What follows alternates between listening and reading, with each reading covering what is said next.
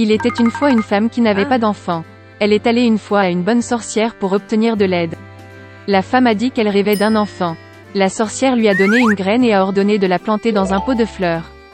La femme était très heureuse, remercia la vieille et rentra chez elle. À la maison, elle a planté une graine, l'a arrosée et a commencé à attendre patiemment. Bientôt, une grande fleur merveilleuse, comme une tulipe, poussa dans le pot.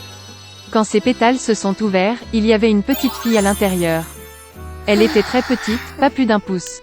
Par conséquent, la femme l'a appelée Thumbelina.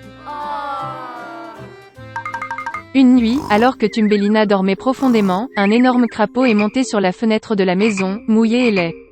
Elle attrapa la fille endormie et se précipita vers son marais.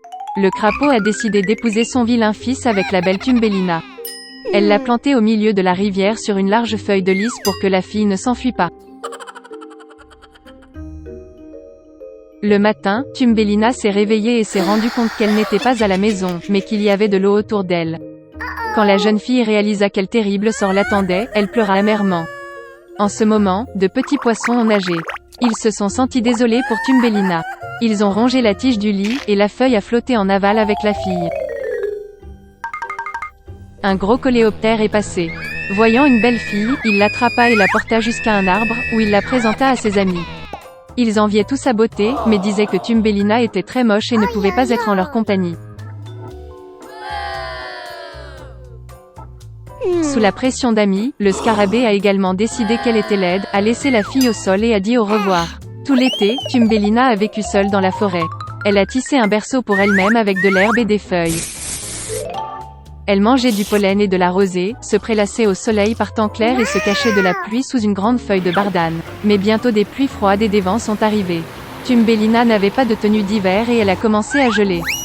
La fille souffrait de faim et de froid. Et un jour, elle a été abritée par une souris des champs. Ils ont vécu ensemble glorieusement, la fille a aidé la souris à faire le ménage, lui a raconté des contes de fées et a reçu en retour un logement chaleureux et de la nourriture. La souris des champs avait un voisin, une taupe aveugle riche, qui faisait cela en comptant sa richesse tout le temps. Même aveugle, la taupe a réalisé que Thumbelina était très mignonne et a proposé de l'épouser. Mais la fille n'était pas du tout heureuse à ce sujet, elle n'aimait pas la taupe ennuyeuse. Une fois, marchant le long des souterrains, Thumbelina a vu une hirondelle blessée, qui a failli mourir du froid. Oh non! Tout l'hiver, elle s'est occupée de l'oiseau malade et au printemps elle l'a guéri. Avant le mariage, Thumbelina a demandé à la souris de la laisser monter à l'étage pour enfin admirer le soleil.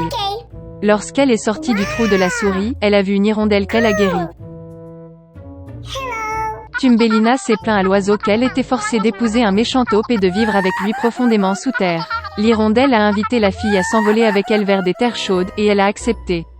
Elle a rapidement dit au revoir à la souris, est montée sur l'hirondelle, et ils se sont envolés. Une fois dans un pays merveilleux, Thumbelina a vu une immense prairie avec de belles fleurs. Elle a choisi la plus belle fleur pour elle-même. Soudain, elle vit dans la fleur le même petit homme comme elle, seulement avec des ailes. C'était le roi des elfes. Et un elfe vivait dans chaque fleur. Le bel elfe n'a jamais vu une fille aussi petite que lui, et même aussi belle. Il est immédiatement tombé amoureux de Thumbelina et l'a invitée à devenir sa femme, la reine des elfes et la reine des fleurs. Après toutes ces aventures, la jeune fille était heureuse d'entendre une telle offre du charmant prince.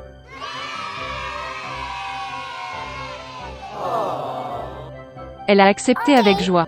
L'elfe prit Thumbelina par la main, et au même moment 2 ailes apparurent derrière elle. Maintenant, elle est devenue la reine des elfes. Et depuis, ils ont vécu heureux pour toujours. Il était une fois une pauvre veuve, et elle avait un fils, Jack, et une vache, Belianka. La vache donnait du lait tous les matins, et la mère et le fils le vendaient au bazar, et c'était ainsi qu'ils vivaient. Mais une fois, Belianka n'a pas donné de lait, et il n'avait pas de nourriture. Maman a décidé de vendre la vache et d'ouvrir un magasin avec les bénéfices. Jack prit la rêne entre ses mains et conduisit la vache au marché. À peine arrivé, il rencontra un vieil homme merveilleux. Il a dit qu'il aimerait échanger la vache de Jack contre des haricots. Et avec ces mots, il sortit une poignée de quelques haricots étranges de sa poche. Le vieil homme a dit que ces haricots étaient magiques. Ils doivent être plantés le soir et le matin, ils pousseront jusqu'au ciel même. Jack est devenu très intéressé et a accepté. Le garçon est rentré tôt. La mère était très en colère qu'il ait donné la vache laitière dans toute la région pour une poignée de haricots méchants. Mais Jack se souvint des paroles du vieil homme et décida qu'il n'y avait rien à faire, et planta les haricots dans la cour. Il monta dans son grenier, triste, et s'endormit. Le matin, Jack s'est réveillé et a vu quelque chose comme un grand arbre dans la cour. Et cela, il s'avère que ces haricots ont germé, et l'énorme tige a continué à pousser vers le haut jusqu'à ce qu'elle atteigne le ciel même. Jack a sauté sur la tige et a grimpé comme une échelle. Il a grimpé et est monté et grimpé, jusqu'à ce qu'il atteigne enfin le ciel. Là, il vit une route longue et large qui le conduisit à un immense château. Jack est allé à sa porte et a frappé. La porte s'ouvrit et une grande femme se tint sur le seuil. Bégayant de peur, le garçon a demandé quelque chose pour le petit déjeuner. La géante l'a laissé entrer, mais l'a averti de ne pas attirer l'attention de son mari, car c'est un cannibale. Elle a emmené Jack dans la cuisine. Mais avant qu'il n'ait eu le temps de manger la moitié de son petit déjeuner, soudain, toute la maison a tremblé des pas de quelqu'un. Le garçon ne fut pas surpris et sauta aussitôt dans le four. Et à ce moment précis, le cannibale est entré dans la pièce. Eh bien, il était aussi grand qu'une montagne. Le cannibale sortit 2 sacs d'or d'un énorme coffre et s'assit pour compter les pièces. Il compta et compta, finit par hocher la tête et se mit à ronfler. Puis Jack sortit lentement du four, se glissa devant le cannibale, attrapa un sac d'or et se précipita vers la tige de haricots. Il jeta le sac par terre, et il commença à descendre la tige de plus en plus bas, jusqu'à ce qu'il se retrouve enfin chez lui. Jack raconta à sa mère tout ce qui lui était arrivé, et lui tendit un sac d'or.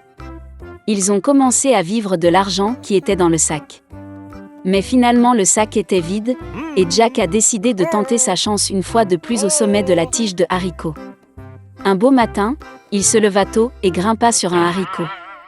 La femme du mangeur d'hommes se tenait au seuil de l'immense château. Elle a dit qu'elle ne le laisserait pas entrer, car la dernière fois, son mari avait perdu un sac d'or. Mais tout de même, elle eut pitié du pauvre garçon et le laissa entrer dans le château. Soudain, les pas d'un géant se font entendre, et Jack se cache à nouveau dans la fournaise. Le cannibale est entré et a dit à sa femme d'apporter la poule qui pond les œufs d'or. La géante l'a apporté, et l'ogre a ordonné au poulet de pondre, et elle a pondu l'œuf d'or.